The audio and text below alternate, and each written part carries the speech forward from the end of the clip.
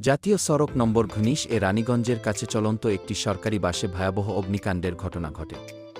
আগুনে বাসটি সম্পূর্ণভাবে পুড়ে ছাই হয়ে যায়। তবে বাসে থাকা সমস্ত যাত্রী কোনো রকমে প্রাণ বাঁচিয়ে বাইরে বেরিয়ে আসতে সক্ষম হন।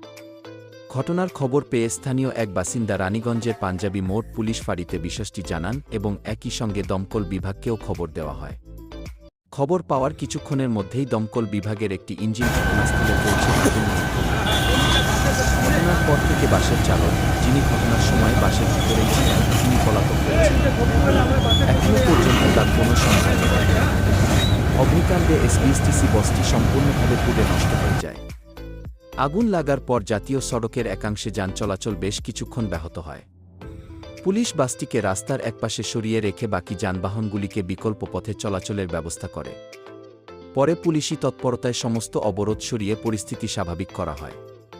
দমকল বিভাগের প্রাথমিক অনুমান, শর্ট সার্কিটের কারণেই এই অগ্নিকাণ্ডের ঘটনা ঘটেছে। জানা গেছে, এসবিএসটিসির এই বাসটি দুর্গাপুর থেকে আসানসোলের দিকে যাচ্ছিল।